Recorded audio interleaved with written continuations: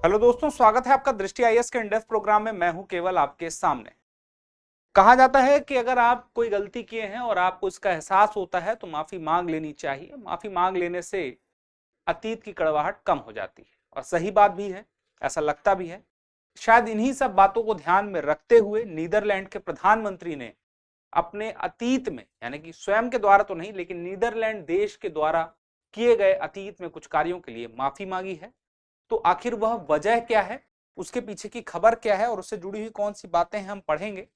तो मुख्य जो खबर है वो यही है कि नीदरलैंड के प्रधानमंत्री ने अतीत में सैकड़ों वर्ष पहले जो दास व्यापार हुआ करता था, उस दास व्यापार के लिए, क्योंकि वह बहुत ही अमानवीय किस्म का था, इंसानों की खरीद फरोख्त होती थी और उन्हें यातनाएं भी दी जाती थी काम करवाने के लिए, इस कार्य के लिए माफी मांगी है।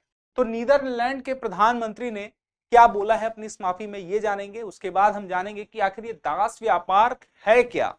उसके बाद इस दास व्यापार में आखिर डचों की भूमिका क्या थी जिसके लिए प्रधानमंत्री वहां के माफी मांग रहे हैं। उसके बाद सरकार माफी मांगने के साथ क्या कुछ पहल भी कर रही है, इसको जानने के बाद हम देखेंगे क्या अभी भी कुछ आरोप लगाए जा रहे हैं। माफी तो मांग ली गई, क्या माफी मांग लेने से उन आरोपों को खारिज कर दिया जाएगा जो नीदरलैंड की शासन व्यवस्था पर अभी भी लगाए जा रहे हैं। आगे की राह क्या होनी चाहिए, इसको देखते हुए एक अभ्यास प्रश्न जो आपकी तैयारी को और बेहतर करेगा। तो चलिए सबसे पहले देखते हैं खबर क्या है। तो खबर है कि जो डच पीएम है उन्होंने माफी मांगी है। रोल जो उनका था किसके लिए, दास व्यापार के लिए, स्लेवरी के लिए। अब इस खबर को हम विस्तार से जानेंगे। तो सबसे पहले हम देखते हैं कि प्रधानमंत्री ने कहा क्या, मतलब माफी मांगने के दौरान क्या कहा। तो सबसे पहले जान लीजिए कि माफी कब मांगी थी। तो 19 दिसंबर 2022 को। नीदरलैंड के प्रधानमंत्री कौन है, मार्क रूटे हैं, नाम भी याद रखिएगा। 19 दिसंबर को 2022 को सोमवार के दिन इन्होंने माफी मांगी। और माफी मांगी किस प्रकार से, उसके पीछे का क्या कोई पृष्ठभूमि है, तो बिल्कुल है। वर्ष 2020 में अमेरिका में जॉर्ज फ्लॉयड की हत्या हुई। जॉर्ज फ्लॉयड एक अश्वेत व्यक्ति था जिसकी पुलिस कस्टडी के दौरान हत्या हो गई। आरोप यही लगा कि नस्ली मामला है। इसके लिए राष्ट्रीय सलाहकार पैनल गठन हुआ, कहां पर, नीदरलैंड में गठन हुआ, क्योंकि वहां पर जो अश्वेत मौजूद हैं उनकी मौजूदगी के पीछे का एक कारण नीदरलैंड का उस दौरान जो उपनिवेश बना था और वहां पर वो दास व्यापार कर रहे थे वह था। तो इस दौरान राष्ट्रीय सलाहकार पैनल बना।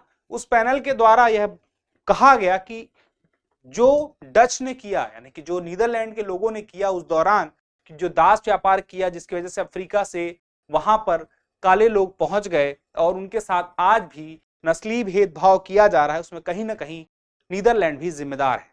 तो इस बात को ध्यान में रखते हुए नीदरलैंड के प्रधानमंत्री ने माफी मांगी और कहा कि आज की दुनिया में रहते हैं उसमें गुलामी की बुराइयों को स्पष्ट रूप से स्वीकार कर लेना चाहिए। बिल्कुल सही बात है, अगर उसमें कोई गुलामी की कोई बुराई है तो उसको स्वीकार करना चाहिए, क्योंकि उसकी वजह से उनका नुकसान हुआ है, तो गलती हुई है और मानवता के खिलाफ जो अपराध किया गया उनके द्वारा उसकी निंदा भी की जानी चाहिए, चुप नहीं रहना चाहिए, मतलब कि वो अपनी निंदा स्वयं कर रहे हैं। साथ में उन्होंने कहा कि कई लोगों के साथ ऐसा हुआ है जिसमें अनगिनत लोगों को अनगिनत कष्ट दिए गए हैं इसी दास व्यापार के दौरान में।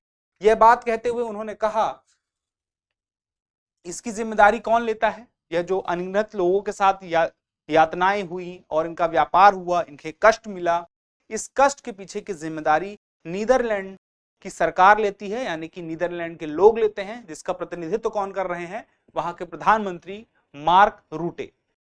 अब बात तो होगी कि उन्होंने माफी मांग ली, लेकिन अब इस माफी मांगने के साथ ही अब हमें जानना जरूरी हो जाता है कि आखिर दास व्यापार क्या है और किस प्रकार से अन्य महत्वपूर्ण जो बातें हैं जो कि इस खबर से जुड़ी हुई है। तो देखिए 15वीं शताब्दी से उपनिवेशवाद शुरू हुआ। मतलब कि मान लीजिए कि कोई यह क्षेत्र है और एक क्षेत्र यह है, तो यहाँ के लोगों ने इस क्षेत्र को अपना उपनिवेश बना लिया और यहाँ के संसाधनों का इस्तेमाल अपनी प्रगति के लिए करना शुरू कर दिया। तो इसी दौरान उपनिवेशवाद को फैलाने वाले प्रमुख देश कौन कौन से हैं, पुर्तगाली हैं, डच हैं, स्पेनिश और अंग्रेज, यानी कि ये चार लोग हैं। पुर्तगाल के हैं और डच हैं, यानी कि आपके नीदरलैंड के, स्पेन के, स्पेनिश और अंग्रेज और भी हैं, मुख्य रूप से ये चार है। तो इनके द्वारा क्या किया गया था, दास व्यापार काफी मात्रा में किया गया। 16वीं शताब्दी से दास व्यापार शुरू होता है तो कब तक चलता है? 19वीं शताब्दी तक चलता है। ठीक है, 200 साल से भी ज्यादा चला। और यह जो व्यापार था, ऐसा नहीं कि दो तरफ से था, यह एक त्रिकोणीय व्यापार था। ऐसा नहीं कि दास को लिया और पैसा दिया, बात यहीं तक खत्म हो गई। बात कहीं दूर तक जाती थी। कहां तक जाती थी? देखिए, समझिए इस बात को। इसको क्या कहा गया? ट्रांस अटलांटिक दास व्यापार। मतलब कि जो अफ्रीका के लोगों को यूरोपियों ने, इन यूरोपियों ने, पुर्तगाली, डच, स्पेनिश और अंग्रेजों ने उनको वहां पर खरीदा, खरीद कर उन्हें बंदी बना करके अमेरिका में भेजा। अमेरिका के बागानों में उनसे काम कराया गया, कष्टों के साथ उनसे काम कराया गया, जिससे से ज्यादा काम कराया जा सके और बदले में उन्हें लगभग कुछ भी ना दिया जाए। जिससे ज्यादा काम हो सकेगा तो ज्यादा मुनाफा। अब होगा कि अमेरिका में किसी ना किसी प्रोडक्ट का तो उत्पादन उनके द्वारा किया ही जाएगा, फिर वही प्रोडक्ट जो तैयार होगा वह जाएगा यूरोप में। इस प्रकार से यह एक त्रिकोणीय व्यापार था। इसको और गहराई से देखिए तो देखिए, अफ्रीका में जब यूरोपी जाते थे तो वहां के लोगों को उन्हें लेना होता था, गुलाम बनाना होता था, यानी कि दास के रूप में खरीदना होता था। तो वहां पे चाकू, बंदूक, गोला बारूद, हथियार, कपड़े, पीतल के बर्तन, ये सब दे करके वहां से वे लोगों को प्राप्त कर लेते थे। ज्यादातर जवान लोग ही होते थे, युवा लोग होते थे, क्योंकि वो ज्यादा अच्छे से काम कर सकेंगे, इसलिए उन्हें ही दास बनाया जाता था। अब देखिए, एक तरफ तो ये भी हो रहा था कि जब कुछ लालच देकर वहां के लोगों को दास बना लिया जाता था, वहां के कबीलों में इस वजह से संघर्ष हुआ। जो काम करने वाले लोग थी, जो काम करने वाली आबादी थी, उन्हें दास बना के कहीं दूसरे ही महाद्वीप में ले जाया गया। तो उस अफ्रीका की स्थिति आप सोचिए किस प्रकार से खराब हुई कि वहां पर ना तो कृषि का विकास हुआ, ना शिक्षा का, ना समाज का, सब कुछ तितर बितर होके रह गया। तो एक नुकसान तो ये हुआ कि वहां से जो लोग दास बनके कहीं दूसरे महाद्वीप में गए, उनके साथ क्या यातनाएं हुई। और एक नुकसान तो यह भी हुआ कि अफ्रीका महाद्वीप में जहां जहां पे दास बनाने के लिए लोगों को पकड़ा गया, उठाया गया, उनकी खरीद फरोख्त की गई, इस दौरान वहां की व्यवस्था भी खराब हुई। अब बात आती है कि जब ये गए, इन्हें ले जाया गया यहां से अफ्रीका में, इन सब चीजों को दे करके खरीद लिया गया, दास बना के पहुंचा दिया गया। वहां पे उन्हें मिल में, शुगर मिल में, राइस मिल में और अलग अलग जगह पे काम पे रख दिया गया। घरेलू कार्यों में तो रखा ही गया, बागानों में भी काम दिया गया, और ये सारे उत्पाद सामने आए, शुगर, राइस, टोबैको, रम, कॉटन। अब ये सब कहां जाएगा? ये सब जाएगा यूरोप में। इस प्रकार से देखा जाए तो यूरोपियों ने, ये यूरोपी हैं, यहां पे अमेरिका है और यहां पे अफ्रीका है। तो यहां से उन्होंने दास उठाए, वो अमेरिका में ले गए, और अमेरिका से जो इनकी वजह से, इन दासों की वजह से, अफ्रीकी दासों की वजह से उत्पाद तैयार हुआ, वो कहां पहुंचा? यूरोप में। और फिर वह यूरोप से कहीं और अलग अलग जगह पर पहुंचा। इस प्रकार से इनकी व्यवस्था थी, जिसे त्रिकोणीय व्यापार की व्यवस्था कहा गया। तो अब इसमें हुआ क्या कि यातनाएं काफी दी गई। जैसे मैंने आपसे बताया, अगर एक पर्याप्त पारिश्रमिक की दिया जाता, सम्मान दिया जाता, तो बात अलग थी। इन्हें अश्वेत होने के आधार पर इनके साथ जो भेदभाव किया गया, उन्हें कमतर समझा गया और उन्हें इस प्रकार सम्मान नहीं दिया गया जितना श्वेतों को दिया गया।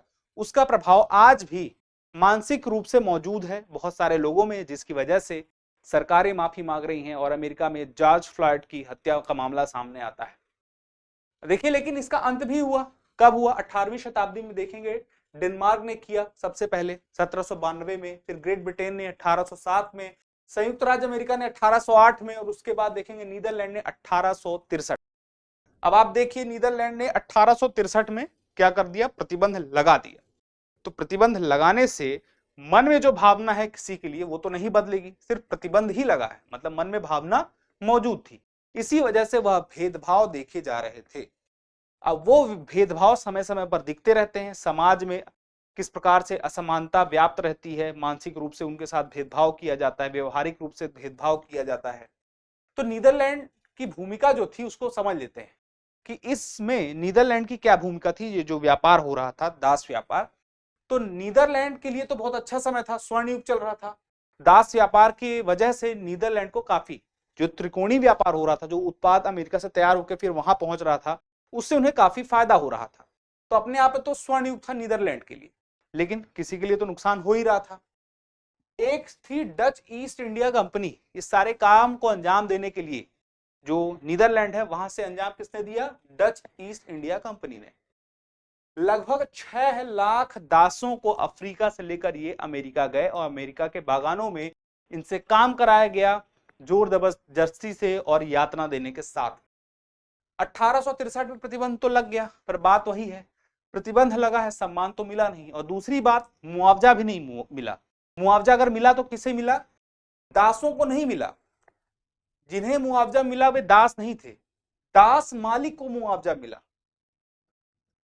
जैसे दास व्यापार पर प्रतिबंध लगा दिया गया, तो ये होना चाहिए ना कि दास को मिले मुआवजा, लेकिन इसमें क्या हुआ कि दास मालिक का देखा गया नुकसान हो रहा है। उस दौरान यह सोचा गया कि दास मालिक का नुकसान हुआ, उसका काम हो जाता था, उसकी वजह से कितनी आसानी हो गई थी उसके लिए।